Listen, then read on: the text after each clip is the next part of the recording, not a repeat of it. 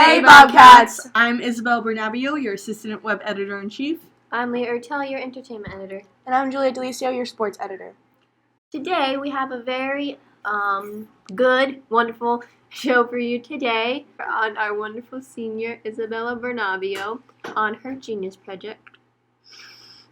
I'm tired, okay? I can't do this. On her genius project on her book, A Collection of Thoughts, Blue Skies Don't Exist. So Bella, tell us a little bit about what got you inspired to write this book of poems.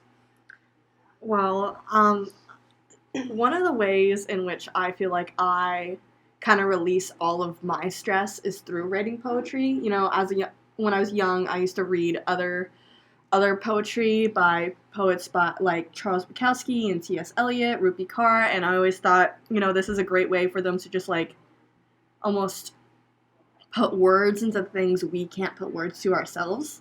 And so for my genius project, I kind of wanted to do that for teenagers, for people who are facing challenges that I feel like the world doesn't recognize as much, and kind of put those challenges into words and help others and also help myself release that stress. So I thought writing a book of poems and releasing it would be a good way to, you know, show that it's okay to be vulnerable, and that's how you can like connect with yourself and truly be okay with becoming who you want to be. I absolutely agree. I think literature and writing is a way to express your innermost thoughts without actually expressing, you know? It's just finding a way to create like an art piece, masterpiece with words. What various challenges did you write about, as you said? I dealt with a lot of challenges, you know, through my life, as we all have. Some, you know, universal to our group, our age group, such as, you know, the pandemic, but also personally, such as, you know, like heartbreak, dealing with self-doubt, those sort of things. Yeah. Okay, so let's actually talk about your book. So the cover photo is of a boy. Yeah, so all of the drawings in this book, all the illustrations are done by a friend of mine who's also a senior. Her name's Diana Salzer. She is a fantastic, you know, artist, and she is responsible for all of the illustrations in this book, including the front cover. As you can see on the front, there is a boy, and he's kind of he's in a tsunami and his heart is pounding, and he's crying. He's just dealing with so much pent up emotion that he hasn't released. That's kind of coming all out as one. That's kind of what that signifies. Yeah, very detailed with kind of like black and white. You know, it's kind of ominous. What do you call it? I didn't feel the need to put any like color on the front. I wanted it to show just like how difficult it is to find joy sometimes in our most stressful moments, if that makes any sense. And I like how each chapter like starts to progress with a little more color and a little more happy. Yeah, exactly. So you can really see, it's kind of like a preview to what that chapter is about if you really analyze what objects are in each chapter illustration. And I just wanted to comment on your dedication to those who made the bookshelf. I think that's just kind of like definitely you with your love of books. I want to hear what you guys interpret from that. How do you take that? What do you read from that? Personally, I think it's because anybody who bookshelf, like just relating with books, you know, and just all the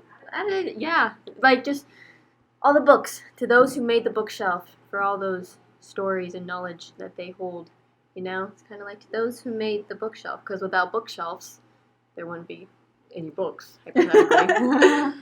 What about you, Juliette?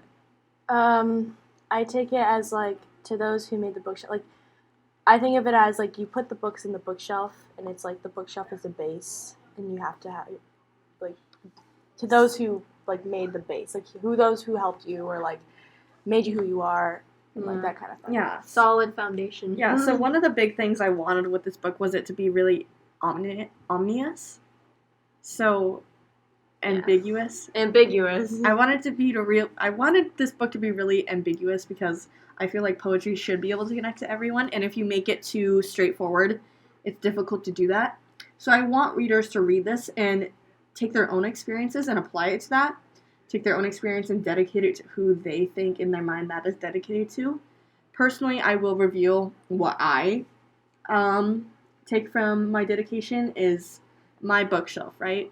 It's filled with all my experiences and stories, and those significant in my life to make an impact, they get the book and they get set on my bookshelf. So anyone who's impacted my life, good or bad, they have a little place on my internal bookshelf that I've just placed them on in there. So that's kind of what I've taken from it. It's dedicated to everyone who made your bookshelf. Made their way on my bookshelf.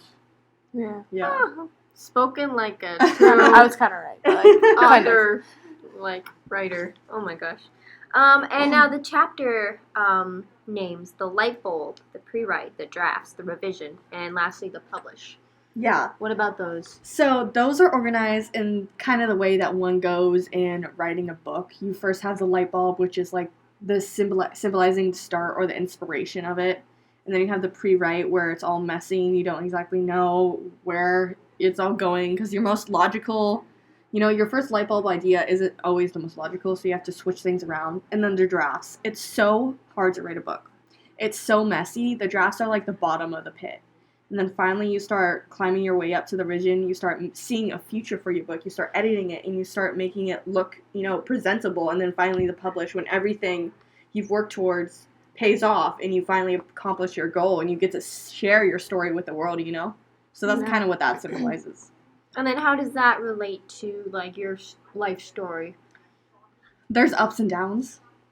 There's going to be ups and downs in life. You're going to go down that hill and climb up that hill and go down that hill and climb up that hill, and it's just going to be a lot of work, but you never stop. Yeah. Couldn't have said it better myself. Okay, so, alright, well, let's get into favorite parts of the book, favorite quotes and poems. Alright, let's start with you, Leah. What are your favorite poems that you... when you read this? Is the last one in the book. Very last one. And it's, I think, in a time where you actually, like, things got better, right? It's to symbolize. Yeah, so the last poem in the book is symbolizing, fully accepting what has happened, what has passed, and moving forward, loving yourself. The poem is on page 82, and it says, I felt love when he hugged me hard and pulled me in with all his power. I was loved when he clamped my cheeks and kissed with all his might. I remembered these actions when he ignored my cries, cradling my head after each fight. I forgot what I must, refusing to hear the alarms, for he must have showed up for the love I found. Now so aware, but untrustworthy, I know.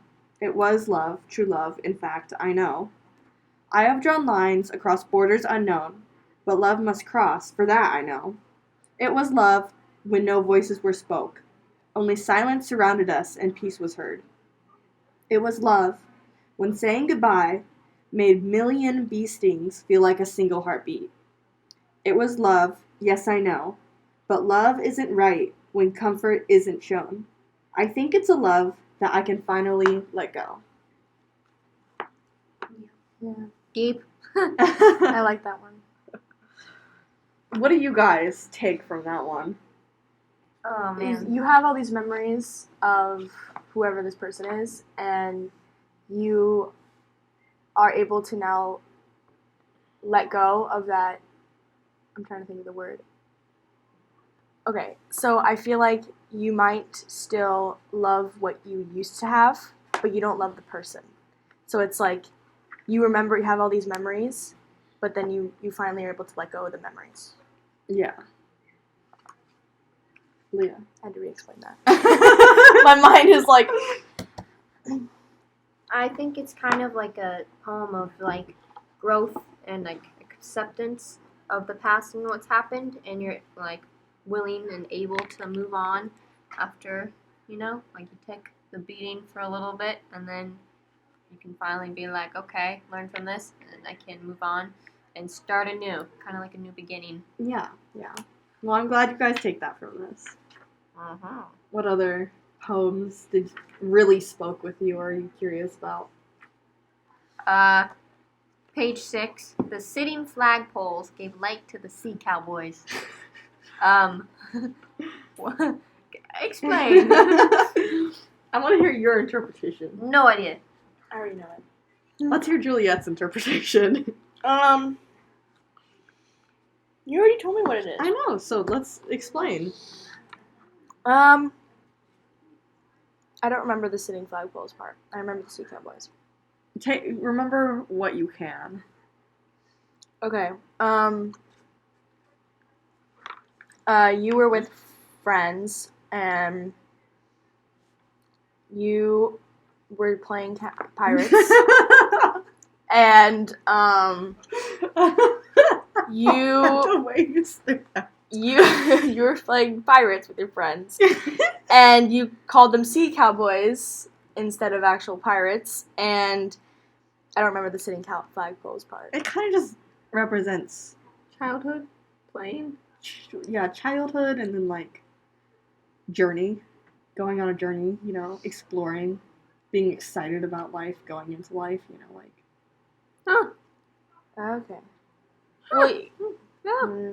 Simple. When I first read it, general thing. when I first read it, I took the sitting flagpoles part as like those lighthouse things. I saw that and I was like, like how it rotates. You know what I think of? I don't know if you've read The Great Gatsby, but I think of the green light on the light tower. Yeah. I think of that every time I read that. I don't know why.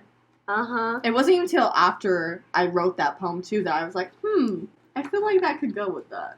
Like, for some reason, it's like the sitting flagpole. Like, that just kind of relates it for some reason. Gave light to the sea. Yeah. Yeah, because I see, like, the thing, and it's like it's a lot deeper giving when you light think about it. It's a lot deeper when you think about it. To your That's a childhood, poem. and it's like, I don't know. Yeah. That's how I saw it. But this one, I'm just going to read it. Okay. Because I love this one. I love him so deeply that I don't know if it'll ever go away. There are times I sit and pray it leaves me, so I don't have to feel. In other in which I'm scared, because if there has been a person that has impacted me so heavily, I don't ever want to forget that. Yeah, that poem hits home a lot of the times because it's like people can hurt you so bad, but make you feel so much, and it's like part of you wants that to stay because of how good it makes you feel, but it wants you to leave because of how bad it makes you feel too. The thing is, does the good outweigh the bad? It doesn't matter. Doesn't matter. Doesn't matter. The good's still there. Is anybody out there? Hello, darkness, my old friend. Come to talk with you again. Okay. Anyways, what other poems do you like, Juliette? I need to look at my numbers. I put a lot because I like a lot of them. Well, I'm glad. That one, but I don't want to read that one. That's sad. It's 47. I have one. Page 43. I think this one is kind of like the heart and soul of the book, and it's called Blue Skies Don't Exist. And you wrote this one, right, Bella? Yes. Yes, correct. I wrote all of the poems. I know, there's one that says that it's like inspired by one, but... Or it's like written by... Oh, I have two in here that are like in honor of or inspired by, but they're all written by me. Oh, okay. This one's just pure. Yeah. Yeah, just double making sure, because it's like bolded, and it's like, oh, okay. So this is the main one, Heart and Soul. I chose to title my book after this poem because this is the first poem I ever wrote. Oh. Oh. Oh. Well, that's kind of, yeah, that's meaningful. Okay, so. Blue skies don't exist. Blue skies, sunny days, cold clouds go away. Broken pieces assemble once again, for my heart possesses too much rain. Heavy with hurt, my thunder begins to scream. Striking lightning hits my electric head, frying my will to keep marching through these flooding comments of whom I'm supposed to be. I have unleashed my tornado of emotions, yet their house is too stubborn to crumble. No hurricanes of war are left within my soul. My body is a host, waiting to be filled with sunshine and hope. I need a fire to be lit within me, to lighten my path to home. My destination is confirmed, alone. There are so many words, my mouth is begging me to cry, but they shut the door on me before I could even finish asking if I may come in. I frantically knock, begging for them to save me from the tsunami of pain rushing at my body. They point a shotgun at my head, not hesitant to shoot. If I don't follow their orders, for how am I to see the rulebook? If I am blinded by the darkness of this loaded gun barrel, my eyes are staring down.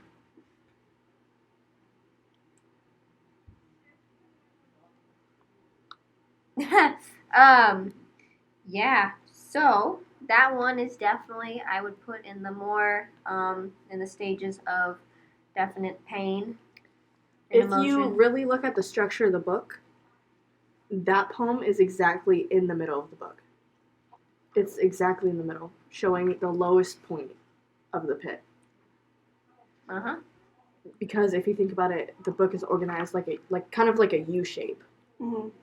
That poem is exactly in the middle of the book, signifying it is At the lowest point. at the lowest point.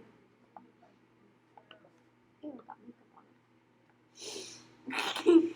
Yeah. I'll have the readers take from that what they want.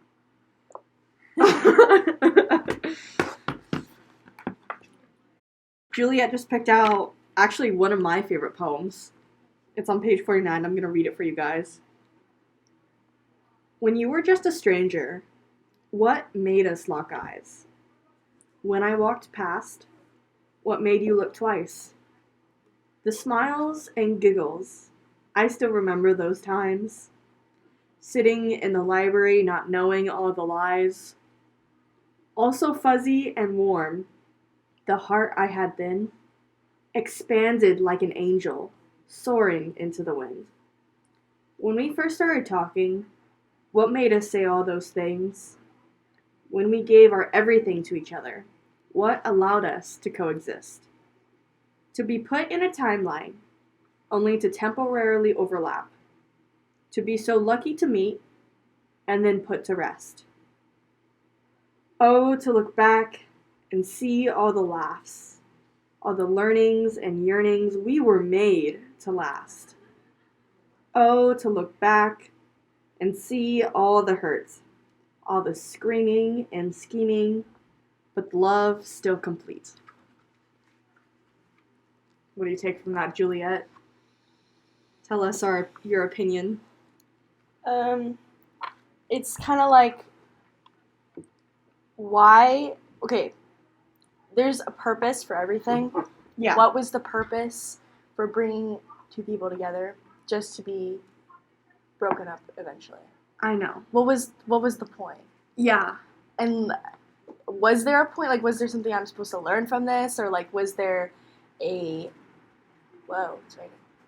Was there was there a teaching that I was supposed to get from this experience? Like, what is the point? What is the point with this if it's just gonna fade away eventually, or it's just gonna go away? It's not last forever.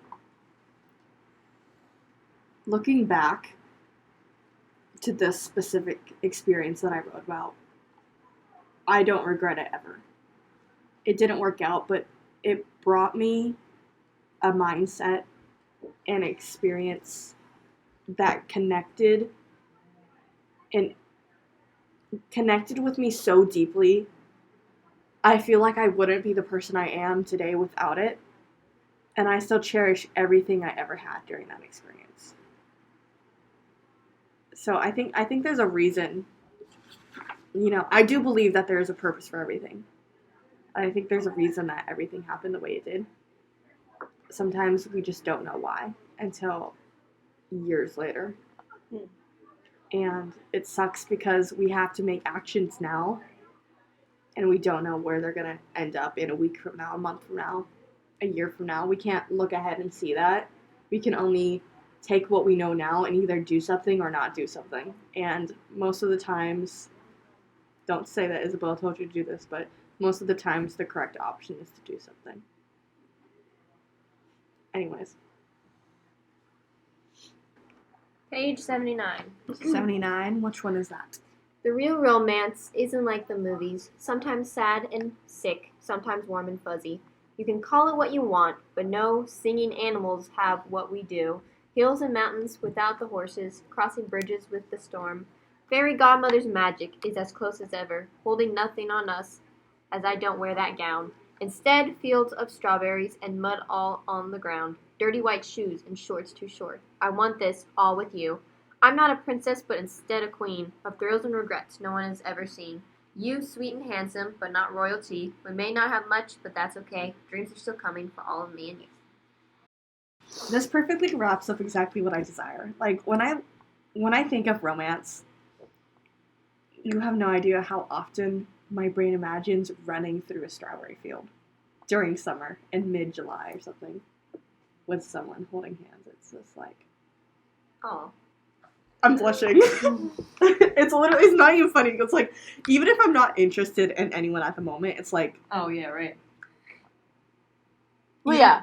even if I'm not interested in anyone at that moment, it's like anytime like someone thinks or brings up the topic of love or romance, I never imagine like the fairy tale type stuff. I always imagine my hair all loose and all over the place running through a strawberry field with dirty white shoes and shorts that are too short and one of my favorite shirts on, just running through a strawberry field with someone. It's exactly what I want.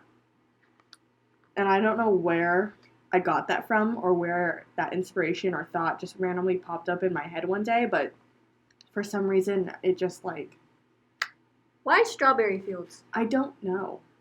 That's what I'm, like, it just came to me. I feel like maybe subconsciously it's because Strawberry Fields Forever by the Beatles. Oh. That song has always been one of my favorite songs, like top 5.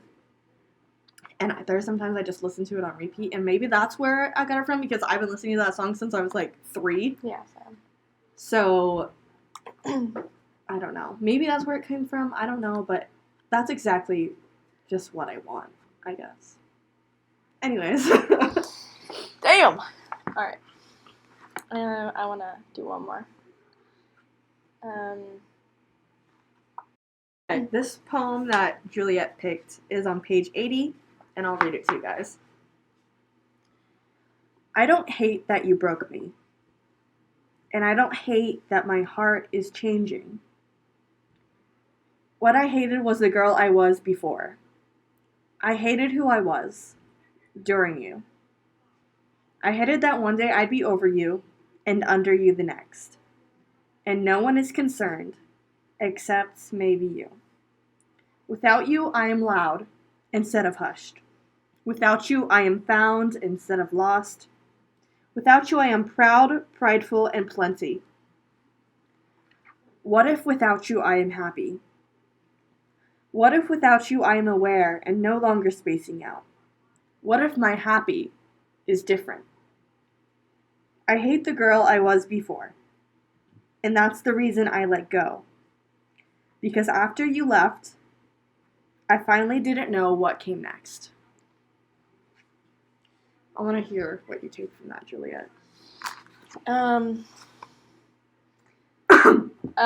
You have finally moved on, and now you are happy. You have changed. You are happy that you've changed, and you don't need this person anymore because you are completely moved on. Even though you still like this person, like you don't hate them, but you moved on, and that's it. The part that really hits me is the ending, when it says, I finally didn't know what came next. Yeah. Because during this experience, everything was so predictable. Mm. The pain was predictable. And when I finally let go of that, I didn't know what I was going to feel it each day. There was uncertainty, and I found, like, joy in just, like, living and not knowing what would come of that. Does that make sense? Yeah. Yeah. 54, page 54. It's peaceful in the dark, because no one else could will themselves to enter. It's just you, consumed by the darkness that accompanies you, and one window, where the broken moon shines upon the tranquil waves of the ocean. It's you and the waves, in a room full of darkness, but that one glimmer of hope, located by the shining moon, never seems to leave.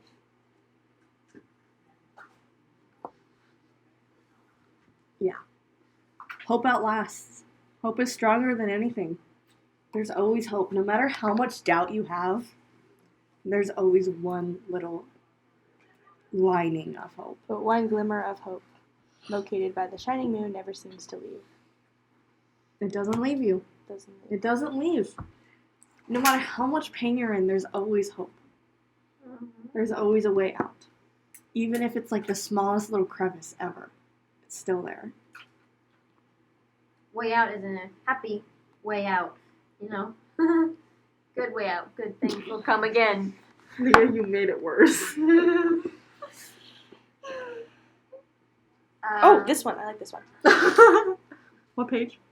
55. And you're slowly slipping away. First it was the bracelet, next it was the ducks. Soon books disappeared from my shelves and messages unarrived. A bookshelf ripped what the hell? Okay. A bookshelf ripped wider and a heart stepped out. I began to throw away every piece of clothing and burn every paper, and now I'm sleeping through the night. If you can't tell, I like ducks. Yeah. I really like ducks. Like, ducks are my favorite animal. I've always wanted a duck since I was little. I need to find... So, if, you know, yeah. I like ducks, guys. What the hell? I need to find... There's one specific one that I'm thinking of, and I need to find it. What the sloth bracelet said to the island girl. Well, inspired by Clint Smith's Counting Descent. Yes. I've been here on your arm, watching you talk, watching you hide. Are you scared of the wind and how it may blow your hair? Are you scared of the sun and how it shines? Perceived as white, withholding doubt, I see your smile fade. Facing an island that is not deemed to be true, you step out into the ocean as new. Your stance is taller. I can see it in the new fear I have of heights. I work upon your arm, comforting crossing across your wrist, as you say no. I am Guamanian? Guamanian. I am Guamanian. So that's about how... that's about, like, coming into my cultural identity. Because I am Guamanian, and a lot of people don't know that. And they just, like, assume I'm this or that. And this is, like, about me gaining confidence to, like, stand up to that and be like... With the sloth bracelet. Yeah.